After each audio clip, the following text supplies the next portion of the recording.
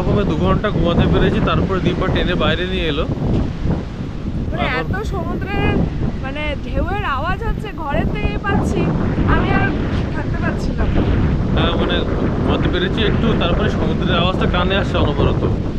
তো আমরা আবার হাঁটতে বেরিয়েছি বাইরে। আর মেন সমস্যাটা হয়ে গেছে, হোটেল বুকিংয়ের সময় যেভাবে রেটিং আর যেভাবে ছবি দেওয়া ছিল, এখানে এসে লোকেশন পুরো মিসম্যাচ। না লোকেশন ঠিকই আছে, মানে আশেপাশে রেস্টুরেন্ট বা দোকানপাট কিছুই নেই বলতে গেলে। আর এখানে ট্রান্সপোর্টেশনের ব্যবস্থা নেই, হেঁটে বাস স্ট্যান্ড যেতে হবে, অথবা এখান থেকে এদেরকে বলে এদের চ্যানেল অটো করে দেবে। তাও আবার এক্সট্রা ওয়েটিং চার্জ এই চার্জ সব মিলিয়ে মোটামুটি নিয়ারেস্ট রেস্টুরেন্টে যেতে 350 টাকার মতো লাগবে। তো বললাম বাস স্ট্যান্ড অব্দি এখান থেকে হেঁটে যাওয়া যাবে কি না। গুগলে দেখালো যে 340 মিটার মতো জায়গা গিয়ে ওখান থেকে সেটা পাওয়া যেতে পারে। তারপরে সেই জন্য হাঁটতে বেরোলাম। আমরা ব্রাশ নিয়েছি কিন্তু পেস্ট নিয়ে আসিনি। এটাও প্রতিবার হয় আমাদের, হয় ব্রাশ মিস করি নয় পেস্ট মিস করি। কালকে না বৃষ্টি হয়েছে, আমার মনে হয় এর জন্য না সবুজ একদম। এক গ্লাস পেস্ট পেয়ে আমরা বেরিয়ে পড়েছি রেডি হয়ে। কিন্তু ব্যাপারটা হলো বৃষ্টি শুরু হয়ে গেছে। ভাগ্যিস দিবা ছাতাটা নিয়ে এসেছিল, তো সমুদ্রের মধ্যে বৃষ্টিটা ছাতা কেরালাতে। আর সেই সাথে বৃষ্টির সময় ঢেউটা যেন বেড়ে গেছে। আমি পুরো মেঘ করে আছে দেখো। প্রচন্ড বড় ঢেউ এখানে। ওই সামনে ওইখানটাই কি দেখাচ্ছি আমি, তো উত্তাল ঢেউ একেবারে। এই ঢেউতে নামা অসম্ভব। মানে ঝাউ কি বলে এগুলো, ঝাউ আছে না পাইন গাছ? এই অনেকে গেছে দেখো ওই না ওই জায়গাটা যাওয়া যাবে তো। চলো চলো। মানে এরকম কালো সমুদ্র আমি কখনো দেখিনি। বর্ষাকালে তাই থাকবে। মানে পুরো মেঘের কালারটা একদম এসে গেছে। আর ঢেউ প্রচুর বড় বড় ঢেউ। আর ঠান্ডা হাওয়া, গরম না একদম। কি সুন্দর কেরালার বাড়িটা না। হ্যাঁ সুন্দর এটা। এখানে সব বাড়ি এরকমই, এরকম হতো হেভি লাগবে। আমরা গ্রামের মধ্যে রাস্তা দিয়ে হেঁটে বেড়াচ্ছি, জানি না রাস্তার কোথায় গেছে। গুগল ম্যাপ ওখানে কাজ করছে না, এতটা উইক নেটওয়ার্ক একদম সমুদ্রের ধারে। সামনেরটা দেখাও তাহলে বুঝতে পারবে। পুরো একটা গ্রামে না, এটা জঙ্গলের মধ্যে।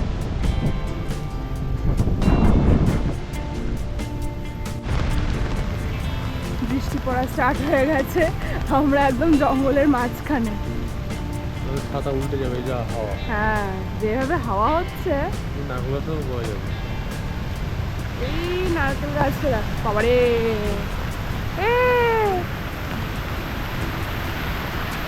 এই রে এটা কিন্তু একটা দারুণ এক্সপিরিয়েন্স।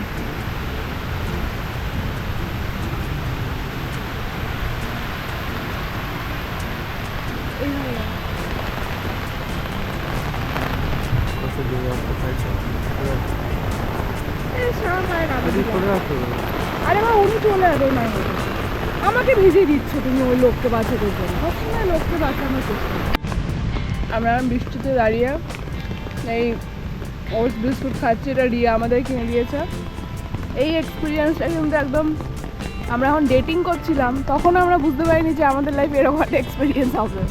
সামনে সমুদ্র, মাঝখানে এরকম গাছপালা, আর আমরা মাঝখানে দাঁড়িয়ে আছি, বৃষ্টি হচ্ছে ছাতার তলায়। কি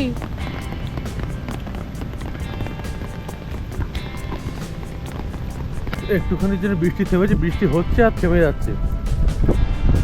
আমরা ওইখানটায় যাওয়ার চেষ্টা করছিলাম, মাঝখানটায় যখন মধ্যে আটকে গেছিলাম বৃষ্টির জন্য। মানে এত জোরে হাওয়া হচ্ছে, ছাতা উল্টে যাওয়ার ভাবল, তাই গাছের সাপোর্টে দাঁড়িয়ে গেছিলাম।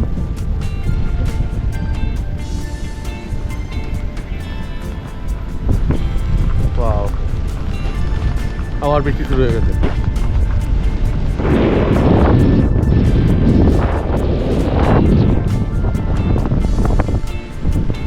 এবার ছাতা দাঁড়িয়ে আছে কেন?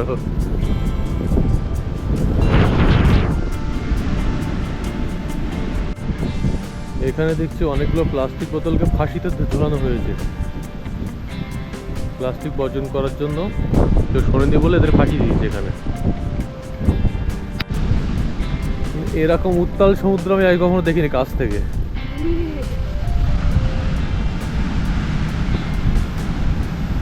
জল উপরে চলে আসছে এখানে।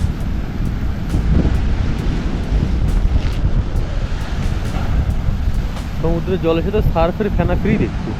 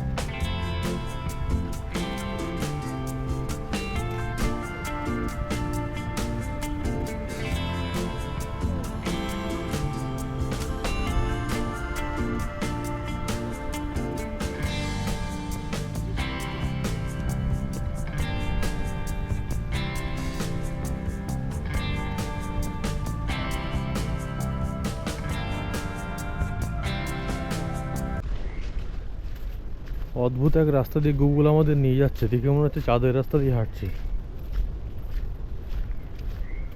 জানি না মেন রোড এখনো কত দূর।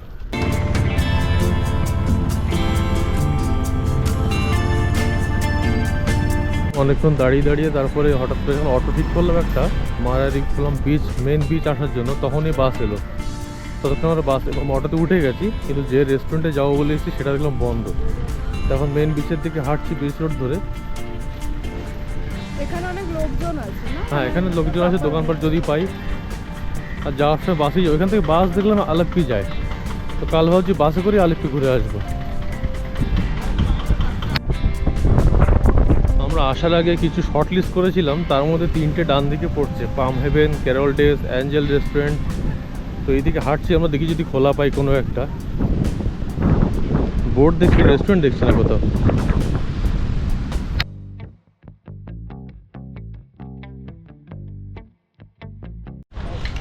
আমরা এতগুলো রেস্টুরেন্ট শর্ট লিস্ট করে এলাম গুগল দেখে দেখে, গুগলে দেখাচ্ছে ওপেন, কিন্তু কি কোনো রেস্টুরেন্টের চিহ্নই নেই। তাই একজন লোকাল লোককে জিজ্ঞেস করলাম, বলছে অফ সিজন তো এখন বন্ধ, ওগুলো নাকি অগস্টে খুলবে।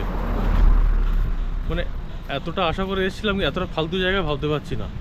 এবার আমাদের পুরো প্ল্যান চেঞ্জ করতে হবে, যা যা প্ল্যান ছিল 4 দিনের এখানে। একটা জিনিস খোলা পেয়েছি, রহমানিয়া ফুড কর্নার। দেখি এখানে কিছু আছে কিনা, কি কুজিমান্টি আফাম কী সব লেখা আছে। এটা তো বেকারি নাকি?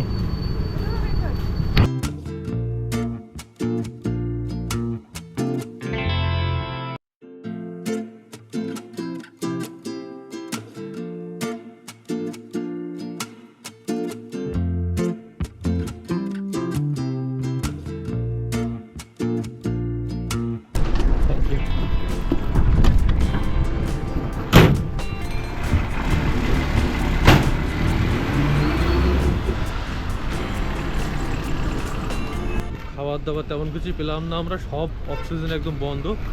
কোনো রকম একটা রেস্টুরেন্ট থেকে ভেজ ফ্রাইড রাইস খেলাম দুজনে, আর ওখান থেকে বাস ধরে চলে এসেছি এখানে আমাদের যেখানে হোমস্টে, তার পাশাপাশি যে বাস স্ট্যান্ড ছিল ওখানে নেমে হোমস্টে খাচ্ছি।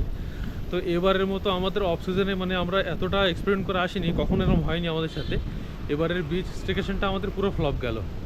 মানে যা প্ল্যান করে এসেছিলাম পুরো সব চেঞ্জ করতে হবে, নাকি বাড়ি ফিরে যাবো সেটাই ভাবছি। আর দীপার তো একদম মানে মন উঠে গেছে, ওর ইচ্ছেই করছে না আর এখানে থাকতে, বলছে আমার বাড়ি নিয়ে চলো।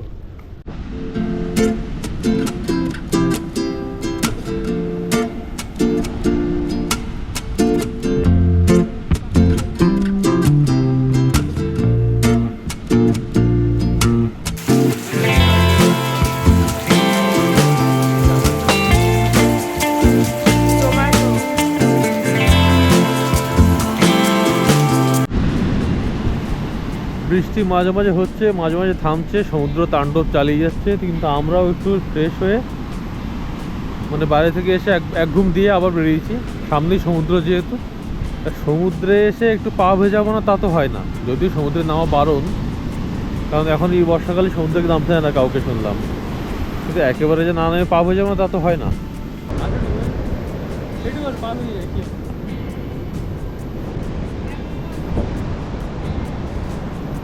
দীপা নামতে চাইছে না, ওর কাল ট্রেনে আসার সময় ঠান্ডা লেগেছে, মাথা ব্যথা ধরে আছে, তো ও বলছে এখন নামবে না।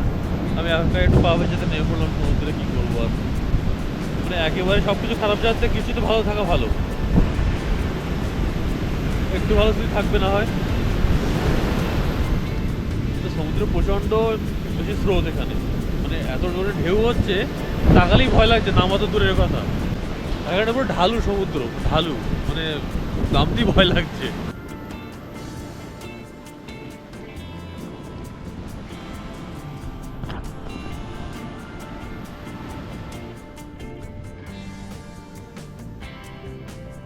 এইখানটায় দাঁড়িয়েছিলাম, দীপাকে বললাম চলো কিছু কিছু এগিয়ে যাই, তো এই জায়গাটা দেখছিলাম অনেকক্ষণ ধরে, তো এখানে চলে এলাম আমরা, একদম উপর থেকে টপ ভিউ।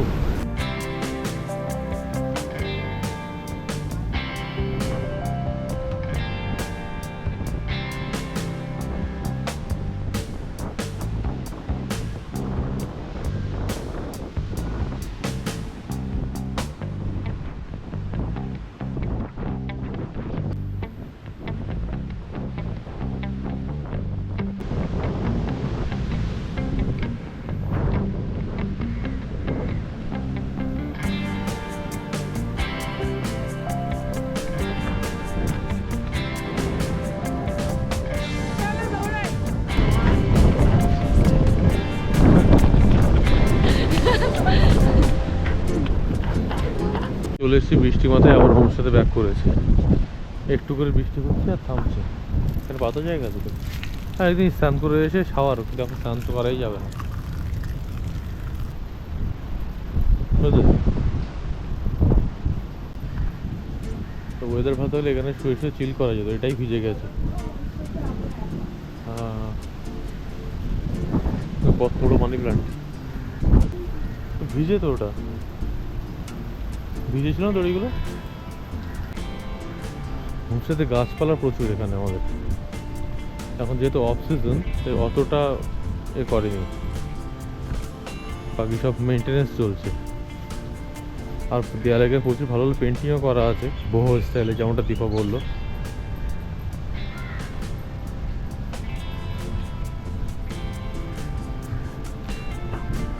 মাছের নৌকা থেকে মনে পড়লো যে কেয়ারটেকার এখানে, ওর বাবাও ফিশারম্যান, তো বললো কাল আমাদের মাছ খাওয়াবে। আজকে আমরা গেছিলাম, কিছুই পাইনি বলেছি ওকে, তো বললো কালকে তাহলে মাছ খাওয়াবে আমাদের। কেরালাতে হঠাৎ করে বার্ড ফ্লুটা আউটব্রেক হয়েছে, তাই এখন চিকেন মোটামুটি এখানকার লোকাল লোকেরা সব খাওয়া বন্ধ। ইভেন যে কটা রেস্টুরেন্টে আমরা গেছিলাম সব জায়গায় বিফ আর ডাক কারি, তো ওই জন্য আমাদের ভেজ খেতে হয়েছিল একটা খুঁজে খুঁজে দোকান। তো চিকেন আপাতত বন্ধ। ইভেন আজকেও আমরা রাতে ডিনারের জন্য ওর মা রান্না করে দেবে বলেছে, তো আমরা ভেজ ফ্রাইড রাইস আর পনির বাটার মশলা বলেছি। আর কাল আমাদের ফিশ খাওয়াবে ও। আজকে ওয়েদারটা বেশি বাজে, তাই ওর বাবাও যায়নি মাছ ধরতে। কাল ভোর 3টের সময় নাকি মাছ ধরতে বেরোবে ওর বাবা। আগে ছোটবেলা মাসির বাড়িতে গিয়ে এই বাদাম পেড়ে পেড়ে খেতাম, কাঠ বাদাম বলতো মেশোকে। মাসির বড় একটা দা ছিল, এগুলো পেড়ে পেড়ে আমরা খেতাম। যা পাকা পড়ে গেছে একটা। এটাকে হোমস্টে বলে বাড়িটাকে।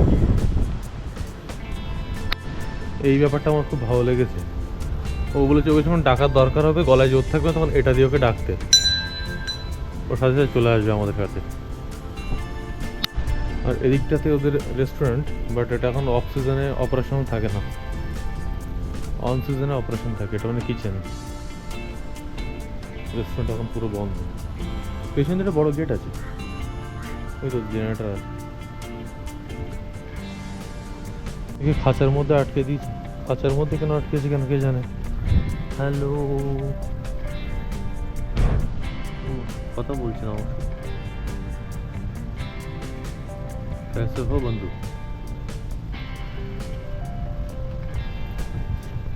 Not interested.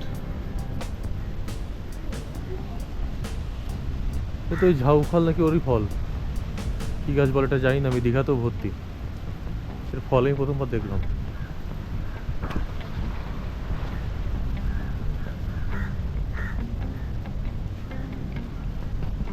রাতের ডিনার আমরা ঘরেতেই নিয়ে নিয়েছি, ওর বাড়ি থেকে রান্না করে নিয়ে এসছে ভেজ ফ্রাইড রাইস আর পনির বাটার মশলা,